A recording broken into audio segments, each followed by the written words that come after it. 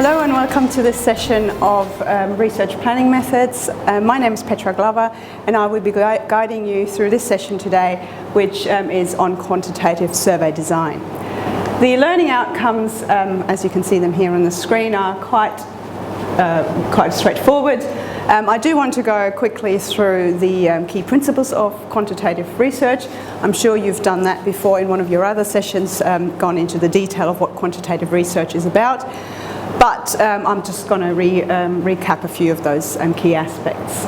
Then the main session for today is about designing research questions and a research survey. And we will talk about the challenges that you've got in designing this research survey, and also look at how we can write individual questions very well so that they achieve what we're trying to achieve. As a result of all this session, obviously, what we're hoping to do is that you can then design your own questionnaires for your own research later on. So let's start with some of the principles of survey research. You've probably heard before that survey research is quantitative research. We're talking about numbers here. We want to do a quantitative analysis and statistical analysis of information that we're gathering from people that we're distributing the survey to.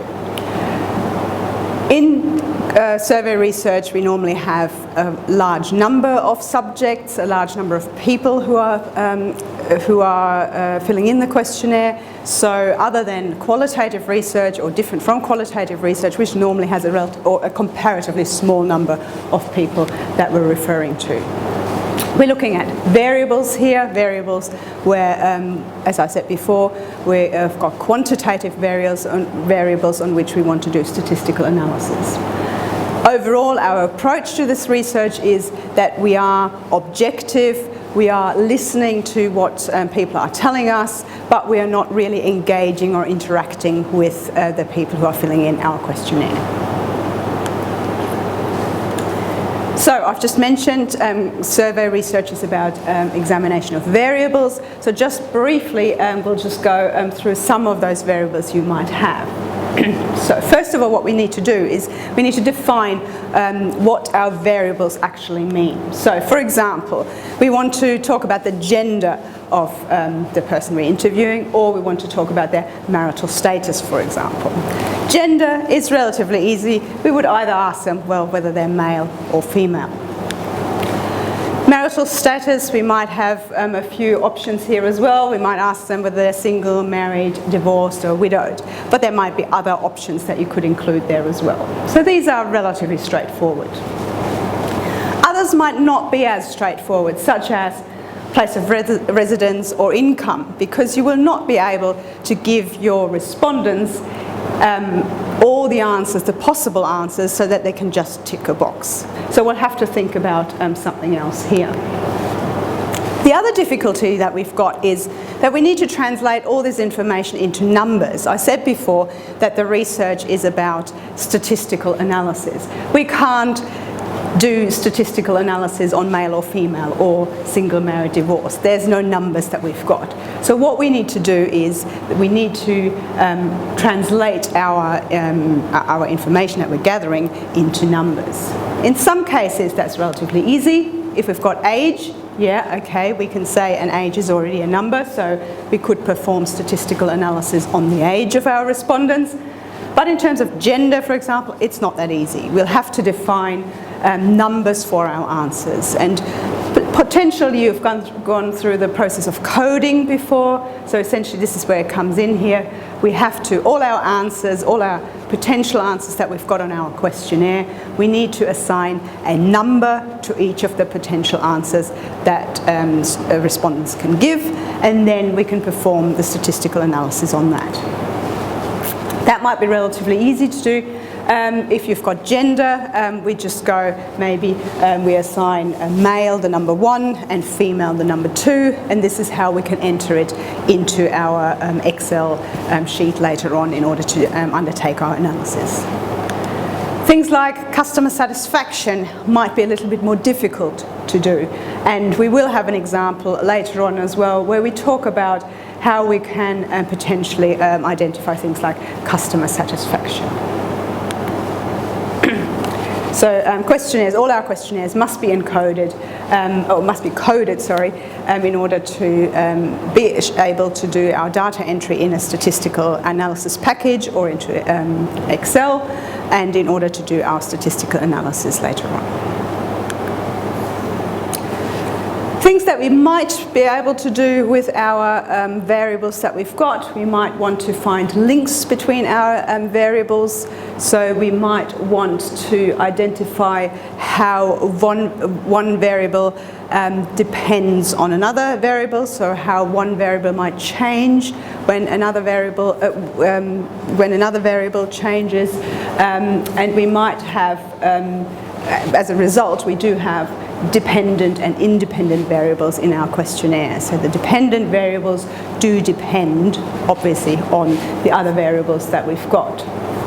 So we would have a dependent variable would be if we asked, in what way does customer satisfaction change if we're looking at male and female respondents? So the male and female respondents, that would be the independent variable, and how does customer satisfaction change will be the dependent variable.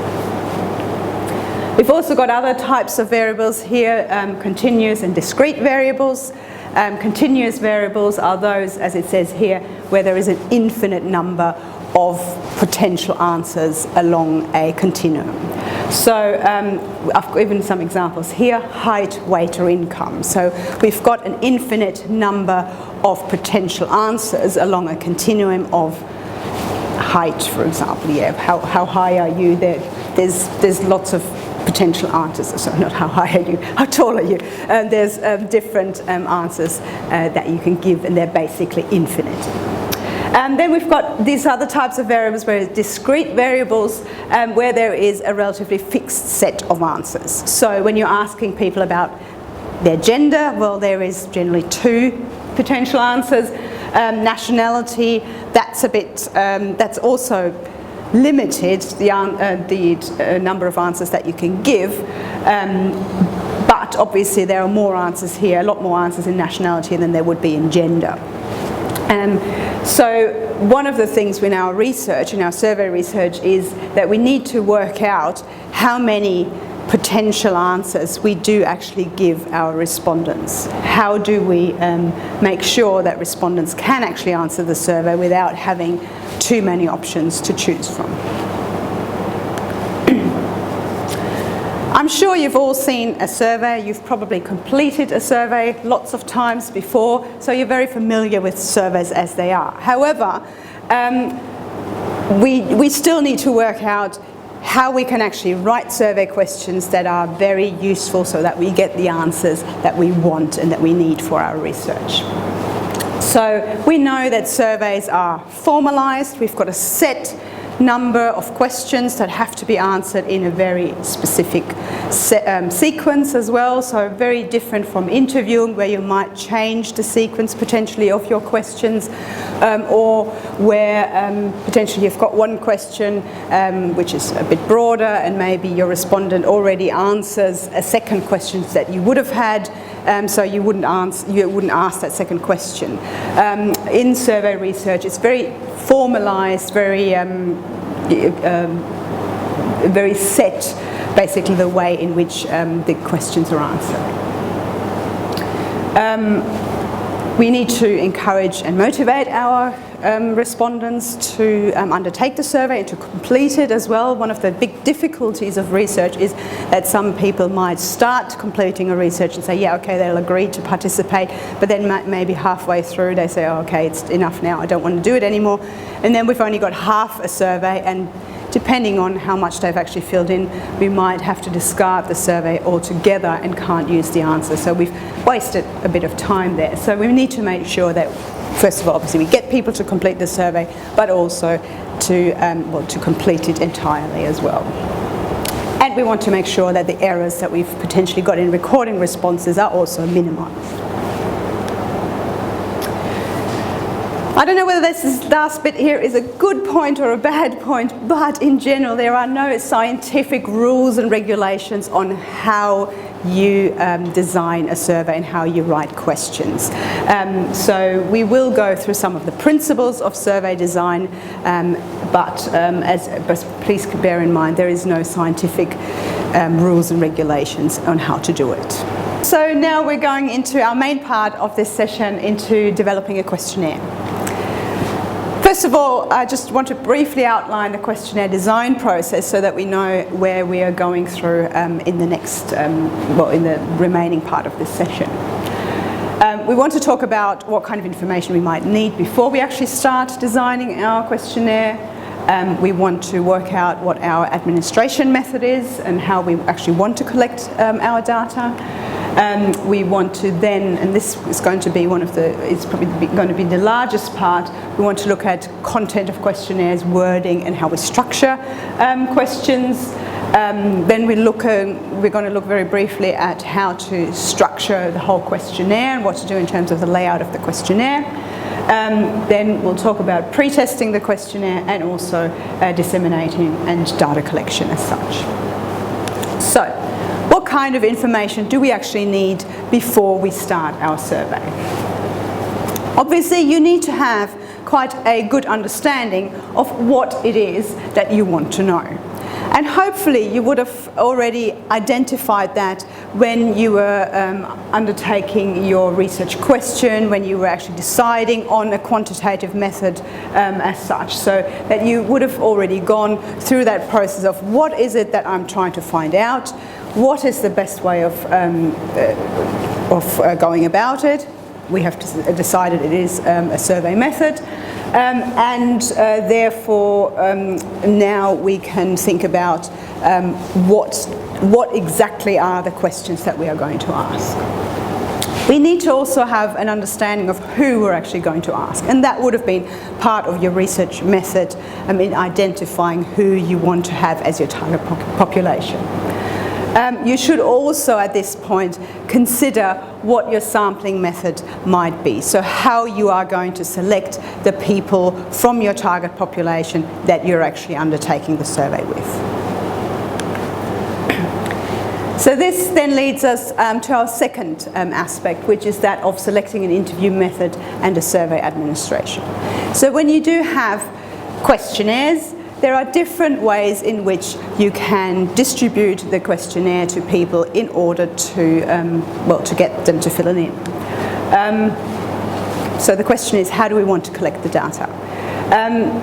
Some of the main methods are basically, you've got a choice of whether you want to have a face-to-face questionnaire or whether you're going to use intermediaries in order to distribute your survey. So face-to-face questionnaire or interception would be if you're, for example, going out to the Stratford shopping centre and you're going to ask people that passes by just to fill in your questionnaire.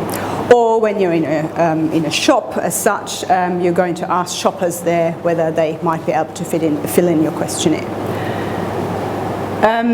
There are other methods, obviously, where you don't go directly to the person and you don't personally hand in the questionnaire. Some of them are mail methods, so you can mail out, post the questionnaire out. These are probably becoming a little less common. But we've also got now the telephone. Sometimes you might just phone people and go through the questionnaire with them. But increasingly we're also using the internet in order to distribute our questionnaire.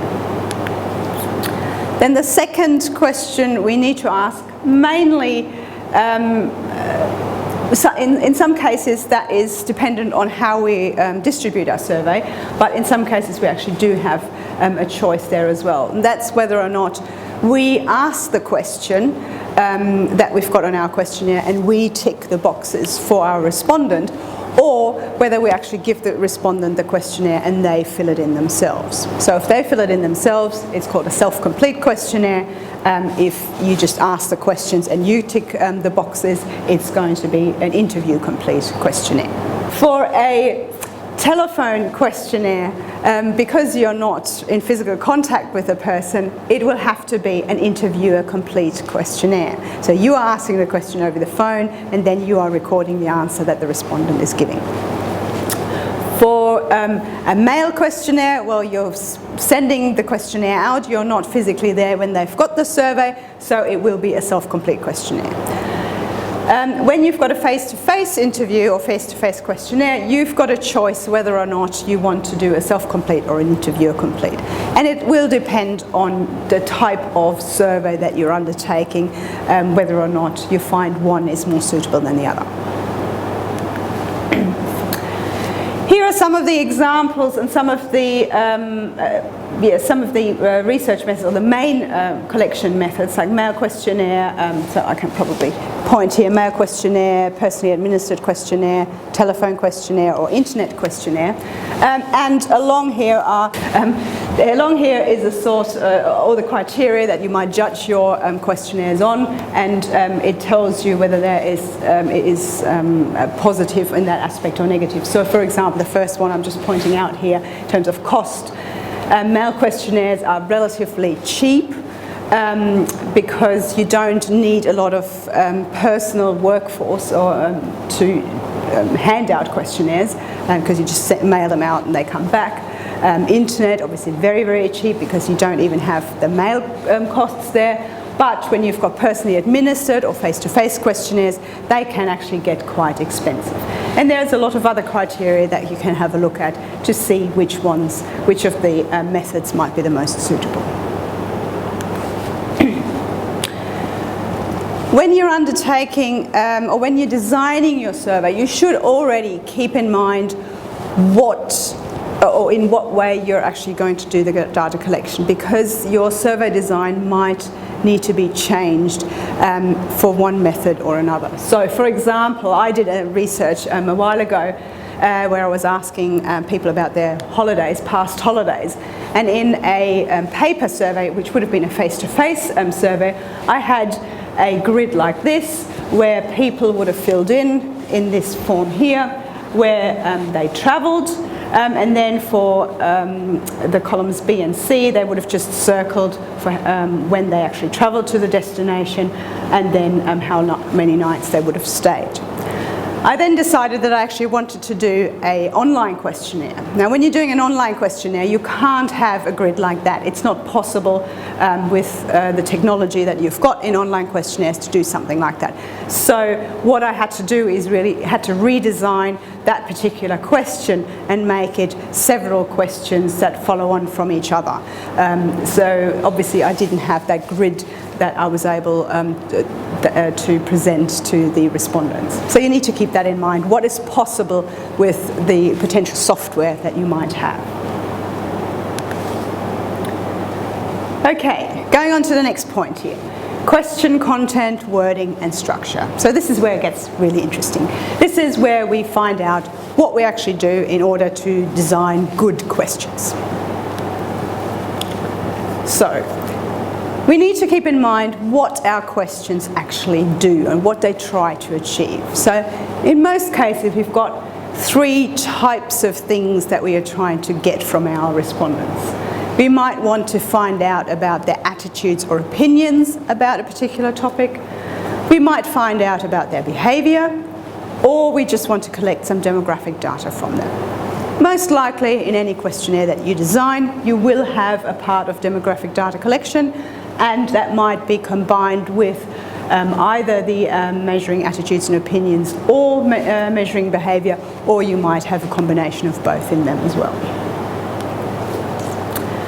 So, I've got an exercise here which you can undertake at this point, or you can also do this exercise later, and I will go in the next few minutes. I will go through the answers basically that I would be expecting. So here we've got a questionnaire that has actually been distributed on the Mornington Peninsula in Australia. It's a visitor survey. And the question for you basically is, what are the different types of questions that are used? So how are the questions designed? And I'll just briefly show you that survey so you know which document I'm referring to.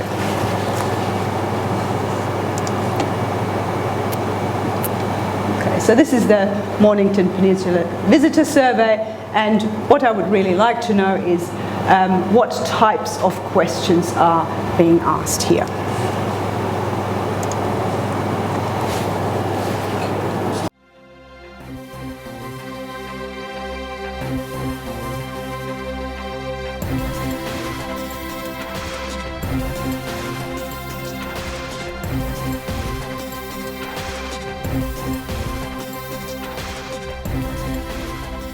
So the first type of questions that you might have identified in this survey are closed and open-ended questions. So these examples that I'm bringing up here are not from the survey, but I'm pretty sure you'll get the idea of what they actually are. So this one, who is your current internet provider at home? And you've just got a blank line there. That would be an open-ended question. Anyone can fill in anything they like, basically. The next one here, which of the following internet providers do you currently use at home, will be a closed question, because we are giving our respondents 4 options that they can tick, and there are no other options. So this is a closed questionnaire. So remember when I was talking earlier on about the number of potential answers that you might have. So for example, when you're asking people about their nationality, it might be possible, if you've only got a limited number of nationalities that you are expecting where people are answering, that you might put in a closed question. So which nationality are you? Maybe you're British, you're Indian, you're Chinese. Or if you're expecting, you're not quite sure what kind of nationalities to expect, you would probably put in an open-ended question and just ask, well, what nationality are you? And then the respondent will put in their answer. One thing to be very careful of is that you can very, very easily also turn a closed question into an open-ended question. And the simple way to do that is to just say other. So you've got your main ones that you might be expecting, but you've also got that option of other, where people could fill in something that you may have not expected. And that question, other, basically makes it an open-ended question. Open-ended questions can be either numerical or non-numerical. So string questions are those non-numerical ones. So, how old are you? Well, that would be a numerical answer. Some respondents might put in a number as such. Some might actually write out their age. If you've got a number, obviously it's very easy to put in your Excel sheet as well, whether or not they've written it out or whether they've actually put the number in. The non-numerical question is that, in which country were you born? Well, there will be a whole heap of answers, a whole heap of potential answers, and here is where you have to code your answers again. So each answer that comes up, you will have to assign a number for that you can then enter in your data analysis software so that you can do your statistical analysis. You've also got some questions where you might allow only one answer, or you will allow multiple answers. And again, that depends on the question and what you're trying to, what you want to find out. So, in the last 12 months, have you booked a flight online? Yes, no. It's very clear that there is only one answer that people can give. They either have or have not booked a flight. How do you rate the quality of customer service in this store? Well, it's quite obvious is that they can only use one of those options that we've presented them. However, you can also have something like this. Which type of transport did you use this morning to go to university? There are several options here. And here you have to define whether or not you want them to only answer one, or whether they can actually do more answers. And I've actually put in here, tick all that applies. So somebody might have gone on the DLR, but they would have potentially gone to the DLR stop by train. So they can tick both. Some of them may only tick one. And in some questions it's quite clear whether it's only one answer allowed, but in others, like this one, you might have to define whether or not multiple answers are allowed.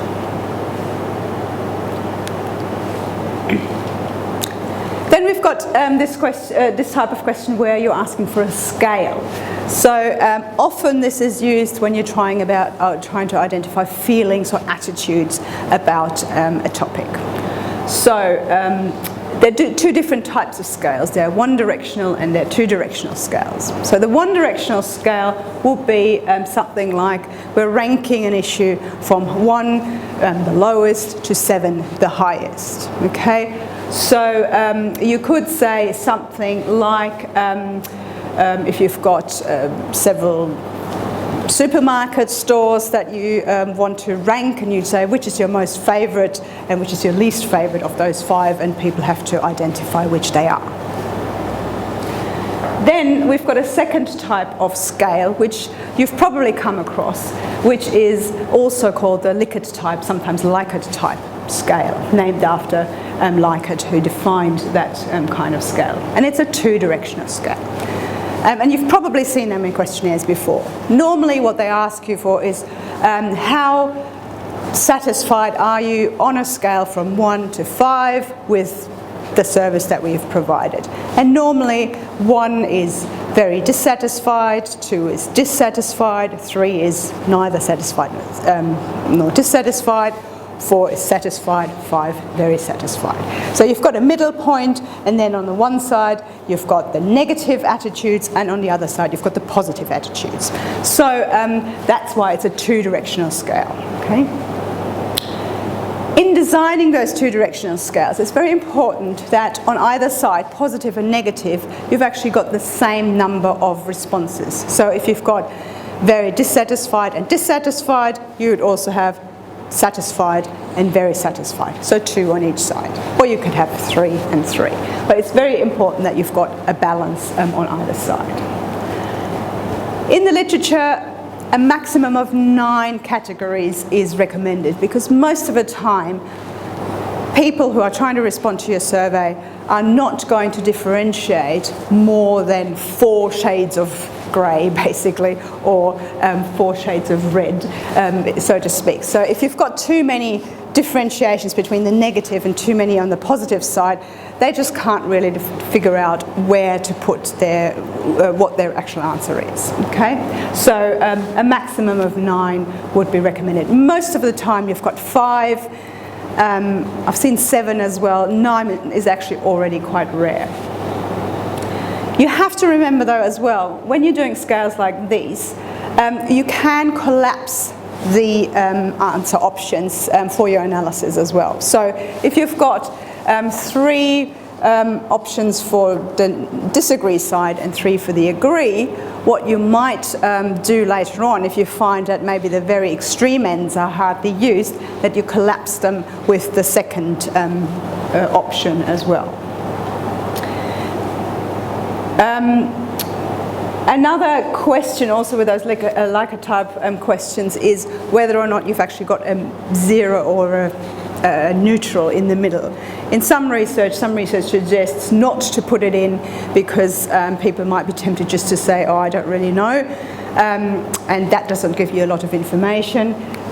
So it might be better to force them to say yes or no. But then again, you might have respondents who really don't know, and then to force them to answer in one way or another is actually influencing your correct response, basically. So you have to think about whether or not you want to offer that neutral option.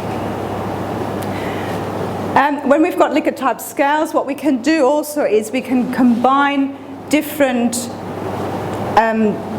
items that we're asking people about into an index, and that's what we're going to talk about next. So an index is when we're combining several items into a single score. So for example, I'm giving a visitor satisfaction example here. You might have different aspects that contribute to visitor satisfaction, such as cleanliness after accommodation, service that they've experienced, the facilities that were provided, maybe the friendliness of the staff. All those sorts of things all contribute to the overall satisfaction of the customer. So what we can do is that we ask each of those questions. We ask the respondents about their satisfaction with the cleanliness, with the friendliness, with the service that they've experienced, and then we basically combine those answers to get an overall score. And this is how we do it. I've got an example here where I've got 5 items that might contribute to the satisfaction, and I'm asking for each of those items on a scale from 1 to 5, how do you rate the following aspects of the result? So 1, very unsatisfied, 5, very satisfied. So our respondents will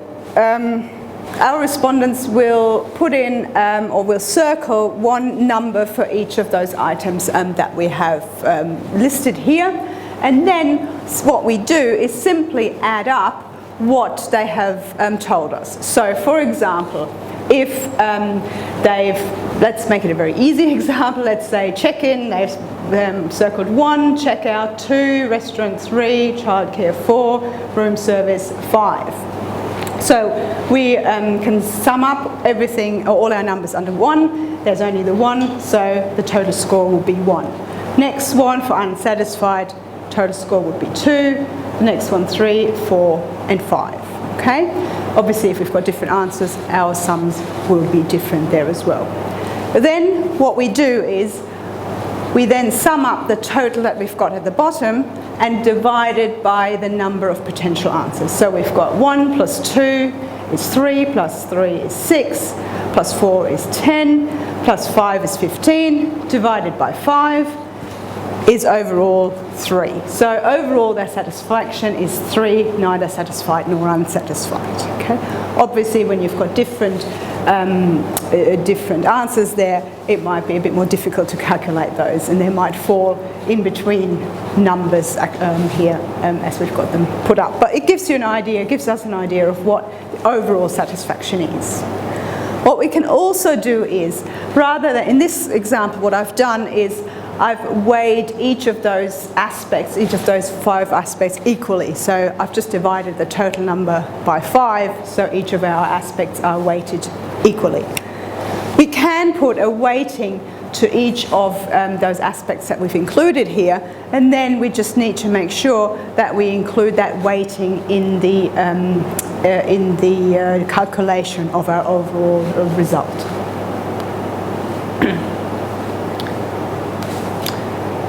Now, we've got a second exercise here, which is to identify the principles of question writing. And I've got an example here of a customer questionnaire for Westfield Stratford. This is a fictitious survey questionnaire. It has not actually been distributed. And what you can do is, on this questionnaire, to go through each of the questions that we've got and try to identify whether or not there are any problems in the way in which the questions have been asked. And in a second aspect as well, maybe you can identify if there are any problems with the survey structure as well. So, and we will go through some of those questions and see now what the problems with those questions might be. Okay. We've got one question here which asks, do you live and work in Newham? There is a bit of a problem with this question, because if you've got people who live in Newham but do not work in Newham, they don't know what to answer. Do they answer yes or no? Essentially, this question would only apply for people who live and work in Newham. So we have to be careful about so-called double-barreled question. So most likely, the better way to do this is that we split it in 2 questions. We ask people whether they live in Newham, yes or no, and we ask them whether they work in Newham, yes or no. So it's very clear that we want to know about both of these aspects of their lives. We've got that question, why do you shop at Westfield Stratford? Why do you shop there? That might be potentially an easy question to answer, but potentially it might also not necessarily give us what we would have expected. So what we need to do is we need to make sure that we do receive the answer that we require. So for example, it might be that someone says, I shop at Westfield because it's very convenient, I shop at Westfield, there is, because there's lots of stores there. I shop because my favourite store is there. So that in that respect, everyone would have answered well about the facilities essentially that are available. But it may also be that somebody would answer, why do you shop at Westfield Stratford? Because I had nothing else to do today. That's not the answer most likely that we want. Okay, so we need to be a bit more precise in terms of what we want to know. So one of the suggestions might be that we use a closed questions. We might give certain answers that we might anticipate that people might want to answer, and then they know the type of answer we're actually looking for. Then we've got another question here. On average, how much does your household spend on groceries per month? Or another question, in the last month, how often did you go grocery shopping? They seem relatively straightforward questions, but again, there might be some problems with those. So, one of the difficulties with those questions, or with those two questions here, might be, well, do we know if the person we're asking the question is actually doing the grocery shopping? Do they know how much in the household was spent on groceries in the last month? Or do they know how often grocery shopping is happening for the household? It might be very different how often they go shopping and how often shopping is done for the household. And again, we need to work out what it is that we actually want to know. The other question might be also, well, even if they do the grocery shopping, can they actually remember? So if you're asking them, how often in the last month did you go grocery shopping? Maybe they went every second or third day. Oh, it takes them a long time to remember how many times they actually went grocery shopping. So we need to make sure that our respondents either know or can remember the answer. So we might ask before a filter question to make sure that the respondent can actually answer the question. So for example, a question before that could be, do you do the grocery shopping in your household? Yes or no? If they say yes, we might ask them how much they normally spend per month. If they say no, then it's probably not useful to ask them about how much money is spent. Or we might restructure our question altogether. So for example, the second one here, in the last month, we might just ask them, well, in the last week, how often did you go shopping? That might be a bit more easy to remember. We might have a question like this. Please list all the shops at Westfield Stratford that you have visited today. For some people, that might be relatively easy. Maybe they just went to Primark and that was all they wanted to do. Therefore, well, they can just list Primark. However, it might be that other people have basically gone into every second store that there is at Westfield and they can definitely not remember where they have been. It's also potentially not that clear what you mean by visited. Does that mean that I've actually had to buy something in there, or have I only had to go in there to browse and go on? That is meant by visited. So we have to be, again, very clear with what we actually mean with a question. And that is easy to answer. So we might use here a closed question. Which of the following stores have you visited? That might be possible. However, it may not be the most suitable question either if you want to test things like recalls. So there's a lot of research that's going on about sponsorship, for example, where people are asked about the sponsors of an event that they might remember. And in those circumstances, you don't want to give them the list of sponsors because most likely if they see the sponsor, they can kind of remember, oh yeah, I've seen that sign, yes, that's right. But what you, in this case, normally want to try to do is to see whether they can actively remember those answers or those sponsors. So you wouldn't wouldn't want to do this as a closed question. Okay. The other difficulty potentially with that closed question here might be that when you've got something like Westfield Stratford, there's so many shops there that you wouldn't possibly be able to list all of them, and that obviously you don't want to do that to give them too many options so they have to scroll too much through lists of answers. Our next question, how would you describe your experience of Westfield Stratford? Again, this is a question that can be quite difficult to answer if you don't really give them any hints on what kind of answers you might be expecting. So again, we what we can do is to give them closed questions, or to be a bit more precise in terms of what kind of experience we're looking for. So maybe you're really asking about the shopping experience. Maybe you want to know about any entertainment that's been happening, and so you need to be a bit more precise about what it is that you're actually looking for. We've got this question, which is very common on questionnaires. What is your household income?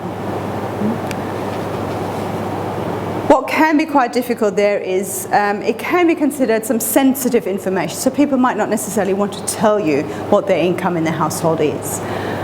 So they might not necessarily be comfortable to respond. In some cases, for sensitive information, they might feel a bit embarrassed if they tell you the true answer. Might be in terms of income as well. So what often happens there is, rather than having it as an open-ended question as it is now, we put it as a closed question, and we're using income brackets basically. So for example, we say something like less than £10,000 a year, and then the next bracket would be £10,001 to £20,000, etc. So people don't give us exactly what their income is, but we still get a pretty good idea. And in most cases, we don't really need to know exactly what their income is. In most cases, we just want to get a general idea of whether they're high, medium or low income earners, basically. Same thing often happens with age as well. Some people might not really be that keen to give them their age. To give you their age. So you might be better off having those age brackets in there.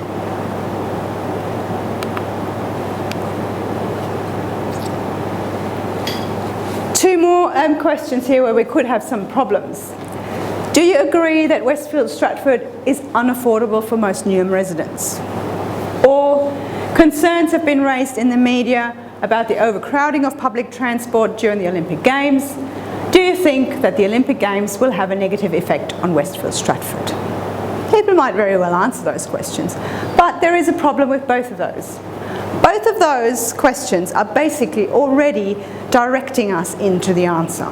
So when we're asking, do you agree that it is unaffordable? Essentially, we're already asking them, well, we want you to tell us that it's unaffordable. The same thing with the second one. Concerns have been raised in the media about overcrowding. What do you think? Will it have a negative effect on Westfield Stratford? Well, most likely you're going to say yes, because, well, concerns have already been raised, so who am I to say something different? So we need to be very careful about those kind of leading and loaded questions, okay? And here we would definitely reword the question. So the first one, rather than saying, do you agree that Westfield is unaffordable, you might ask them, on a scale from 1 to 5, how affordable do you think Westfield Stratford is? In the second question, we want to avoid referring to publications, referring to experts, where we would expect that people say, okay, if this has happened, or if this has been said in the media, if experts say this, then, well, I shouldn't really disagree. So avoid reference to experts or to media and those sorts of things. You could just ask the question, do you think that the Olympics Games will have a positive or a negative effect on Westfield Stratford? So you give them both options to answer, and you take out that first aspect, that concerns have already been raised.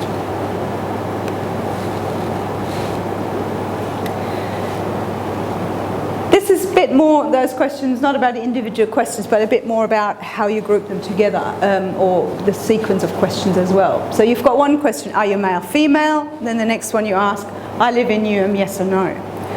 You have to be careful about your consistency in the survey, so that you ask them the same type of question. So in this case, in the first one, you're referring to, are you male or female? And the next question is basically from them answering, I live in Newham. So The second question, you should really ask, do you live in Newham, yes or no, so that you've got the same way of addressing the person each time you ask a question. One other point also in terms of face-to-face interviews, it might be not necessarily advisable if you've got a face-to-face interview where you are completing the survey, so it's an interview, a complete survey, and you're asking the person, are you male or female? You should really try to see that when they approach you, and you should just tick the box without actually asking them. Okay, so some things that are obvious you would not want to ask them, especially about gender. We've got this other question, do you often visit Westfield Stratford? Well, what does often actually mean? For some people, once a week is often. For others, once a month is often. So if they say yes or no here, it really doesn't tell us much about how often people actually visit the shopping centre. So again, we want to be more specific, and again, we might want to put in some closed questions, so closed answers, for example. So maybe once or twice a week, 3 or 4 times a week, etc. So we've got a bit more of an idea of what we actually mean by often.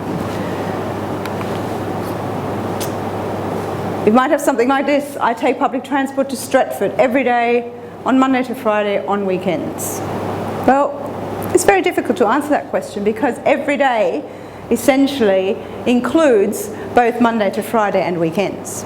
So if you're taking public transport, maybe both on Monday to Sunday, you're actually going to Stratford, then you would have to tick all of those boxes. Again, that doesn't tell us much. The same thing is, what if somebody only goes to Stratford on a Tuesday because they've got a class at university there? So they can't answer that question because you haven't given them the option that they would really have to answer. So when we've got those closed questions, we need to be very careful that we do include every possible option, or we include other and make it an open question. And we also need to make sure that the options that we give them do not overlap. So we need to make sure that they're mutually exclusive and exhaustive. So for example, we might list every day of the week and then just say tick all that apply. We may also say something like never, because it might be that people drive to Stratford all the time, so they wouldn't be able to answer the question either. In those kind of questions, you also want to make sure that you know how precise you need the answer to be. Now, this is a question that's not on the questionnaire, but it explains what I mean by that. So when you ask somebody, how often do you visit, or have you visited the bank in the last 4 weeks? You could say it open-ended, but we've got that question or that problem that people might not remember how often they've actually visited the bank branch in the last 4 weeks. We might make it a little bit more easy by them by just making it a closed question, just saying, well, maybe they've visited not at all, once or twice, 3 to 4 times, or 5 or more times. Okay. So again, rather than just here asking them about the individual number of times, you could give brackets, and they might be more likely to say, oh yeah, I've probably visited about so many times.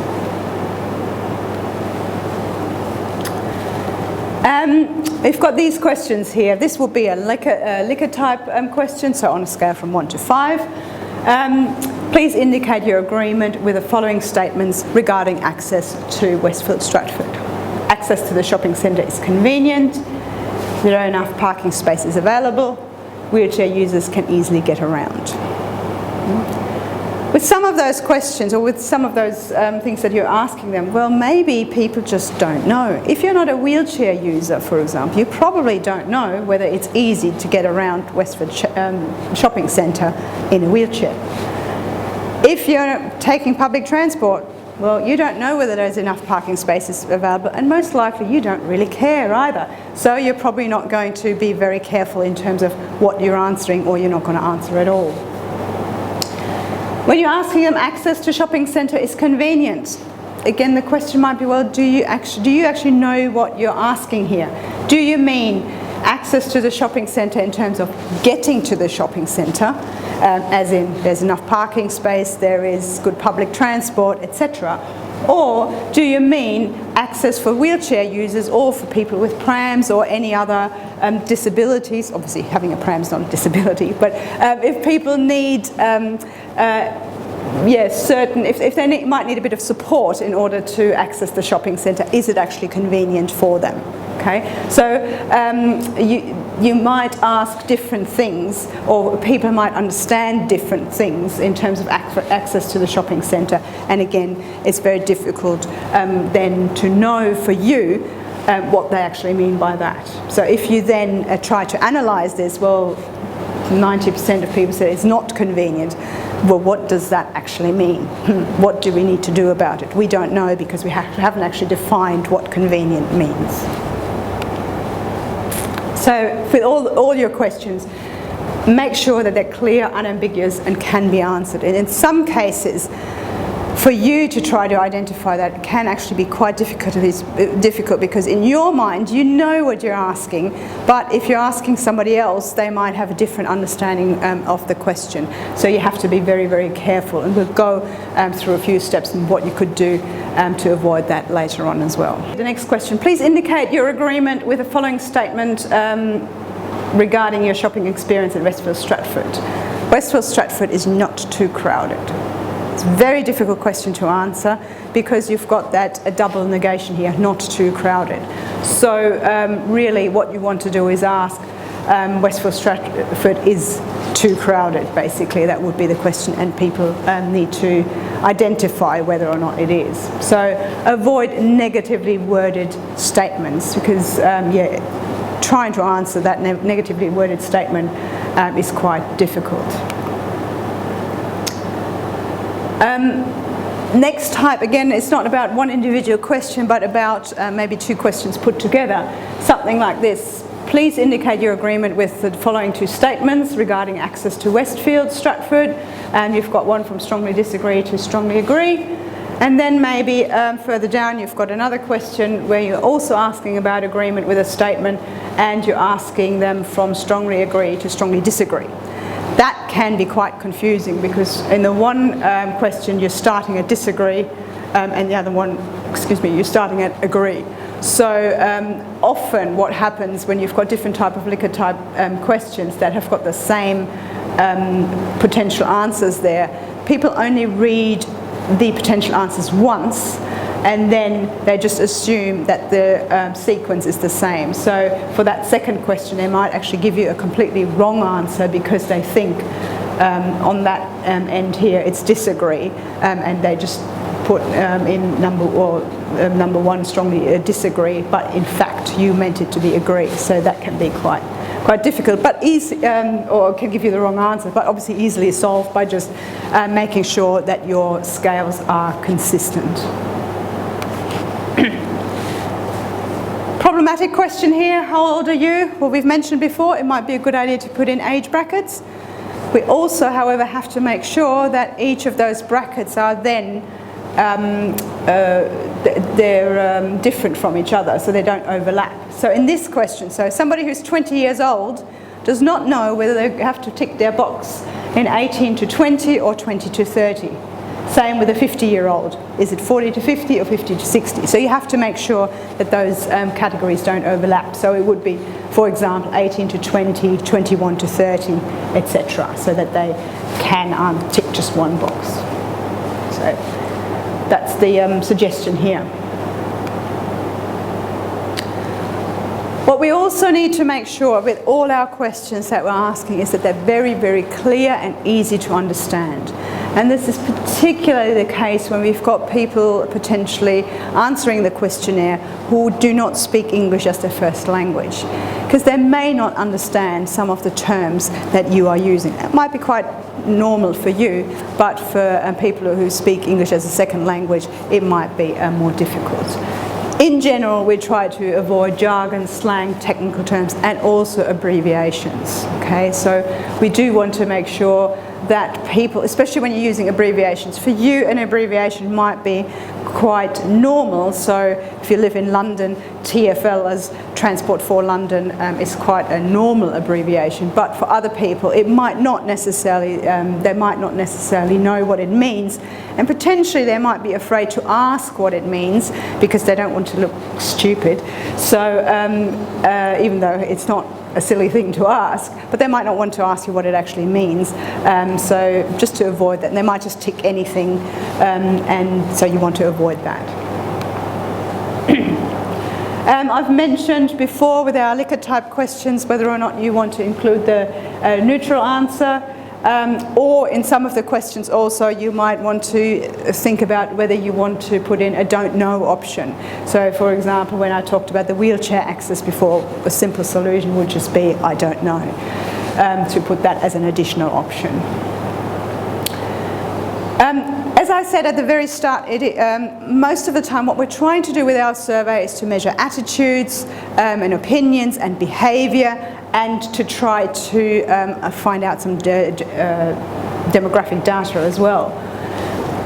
We can, of course, in a survey also ask people about their knowledge about certain things, but you have to be very, very careful whether or not you want to do this. Again, it's a survey, they might feel it's like a test about what they know, and they may not feel very comfortable actually answering those questions because, again, they don't want to look stupid if they don't know the right answer.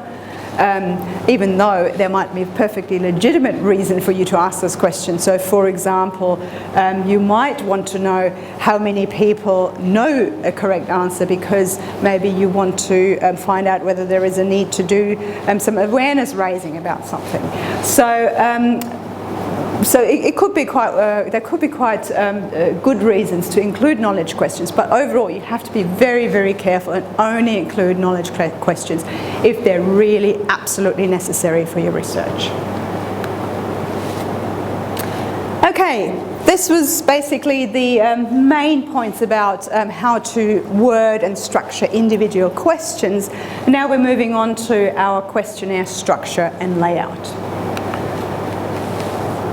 One of the first things to really think about is in what order are you going to ask your questions? Is there a logical sequence to your questions?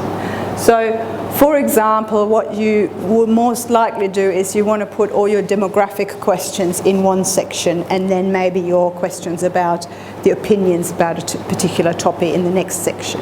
Okay, so that you don't ask your age at one point, then you ask about some attitudes to shopping at Westfield, and then you ask them about their income. Make sure that there is some kind of logical order to those questions. It does help sometimes to have a flow chart, just to know that, well, what kind of question lead on to and feed into the next question potentially. You have to also be very, very careful if you've got sensitive information that you're asking about, or some questions that are difficult to answer. Maybe you don't want to put them right at the start because that might put people off quite a bit.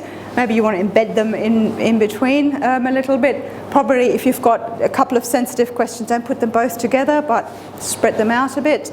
So yeah, really think about what would be, if you were to answer that questionnaire, what would you feel if you were asked those questions? Think about what your first and your last question is. In some surveys, people like to start with the demographic information because it's relatively easy. You know whether you're male or female, you know how old you are, very easy to answer. And then you go into what you actually want to know. But it may also be that people might be put off if the first question you ask, oh, how old are you? Yeah, why do you want to know that? So in some cases it might also be more useful to put those demographic questions at the end and ask people about income, gender, etc. One of the other things in terms of formatting is also, when you look back at that Westfield Stratford questionnaire earlier, there weren't any numbers on the questionnaire, so it's quite useful to number your questions so that the respondent knows overall how many questions there are and where there are in the length of the questionnaire. It's relatively easy to do that online, to put in what percentage of the questionnaire they've completed. If you are doing a telephone survey, it might be worth telling them in between, okay, we're so far through the questionnaire now, because obviously they don't have the questionnaire in front of them. It might also be useful to put in sections in the questionnaire as well, just to divide it up a little bit. In terms of instructions, do make sure that at the very start it's very clear what your survey is about and what you want people to do. Also, for each question, be very clear with your instructions. In particular, when you've got those kind of questions where respondents might either tick one box or tick more than one box, you have to be very, very clear how many they should be ticking. In most cases, your surveys will be anonymous and confidential, so they don't have to tell you their name, and you have to make sure that they know that it's anonymous and confidential. Also, if you've got surveys that you're actually dropping off at respondents or you're mailing them out, you have to make sure that they know by when they have to complete the survey, by when they have to return it, where they have to return it to. Especially when you're doing mail surveys, it's quite useful to put a return envelope in there with your address. Don't just put an envelope in there or a stamp and just say, please send it back. You're most likely not going to get a lot of responses. You have to make it as easy as possible for the respondent to return the survey to you. When you've got your questionnaire ready, go through it very, very carefully, and for each individual question, really ask yourself, is this question necessary? If it's not necessary, take it out. Because the shorter the questionnaire is, the more likely you are to have people responding to it in the first place, willing to agree to undertake the survey, and you've got a much, much greater chance of people completing the entire survey. You might also want to include some so-called structural questions in your survey. And those are questions that direct you to a different section. So for example, you might have, we talked about filter questions early on, where you might ask a question to see whether the person is actually eligible to complete those next questions. So you might, you've seen that on questionnaires as well. If you answered yes to this question, go to the next question. If you answered no, go to section 2. So these are structural questions where you're directing them into different parts of the questionnaire. It might happen, for example, very simple example, were you born in the UK, yes or no? And then the next question would be, if yes, which city were you born in, and if no, which country were you born in? So that's a very easy contingency question. You might also have at the very, very start of your questionnaire a so-called filter question as well, just in general finding out whether or not the person you're speaking to would actually be able to complete your entire questionnaire. So it might be something like, if it is about visitor satisfaction at Stratford, you might, and you're actually at Stratford Shopping Centre, you might ask them, is this the first time that you're here? If yes, they may not be able to answer your questionnaire because they haven't got a lot of experience from the shopping centre, so you may not actually want them to complete the questionnaire. But if they answer no, I've been here before, then you might be handing the questionnaire out to them. So don't just hand questionnaires out and hope that people will be able to fill them in. Okay, looking at pre-testing questionnaires now. I've mentioned before that it's very difficult sometimes when you're reading through your own questions to work out whether they're good questions, whether they're easy to answer, whether they are unambiguous, whether you can really understand what you are trying to say, because you have developed those questionnaires, you know what you want to find out, but it may be that somebody else who's reading the questionnaire does not really understand what you are trying to find out. So you have to do what's called a pre-test. So this means that you are finding a small sample of respondents, most likely the same kind of characteristic, or the respondents would have the same characteristics of your actual questionnaire that you're trying to distribute later on. And you are distributing your survey and ask the people first of all, to fill it in, but second, to also give you comments on the actual questions, whether or not they found it easy to answer, whether there was any misunderstandings, or whether they weren't quite sure what you were trying to ask. So you basically have to let them fill the questionnaire in, but then also later on talk to them and ask them, well, about these questions, are there any problems with those questions? Was there anything you weren't quite sure of? Or potentially later on, when you see the answers to the questionnaires, you might find that some questions have been answered in a way that you didn't expect, and you might have to reword those questions. It may also be quite useful in this case to find out whether the sequence of your questions is quite logical, or whether they thought there could be a better order to them as well. Which brings us finally just to dissemination and data collection. When you're conducting a survey interview face-to-face or on the telephone, you have to be absolutely sure that you know your questionnaire, that you know every question, you know really what is meant by each question. Most likely, that is not a problem if you are the only one who's going to do the data collection. However, if you've got other people who are helping you collect the data, you may need to very, very well explain what your questionnaire is about and what each question is meant to do. Because most likely, when you've got face-to-face interviews, there will be people who will be not quite sure. Even though you've pre-tested the questionnaire, there will be people who are asking you a question about your questionnaire, and you have to make sure that whoever's administering the questionnaire can answer that question. You also, when you've got more than one person collecting the data, you have to make sure that they all undertake the data collection in the same way. So they all follow the instructions. So if it is a self-complete survey, it should be a self-complete for everyone. You should not have some of your data collectors doing an interview complete. They should all be self-complete. If you're reading them out, make sure that you observe the order as well, that you make sure that everyone answers the questions in the same order. Make sure that you read them slowly, that people can understand. If they're not understood, repeat the questions. But don't explain the questions.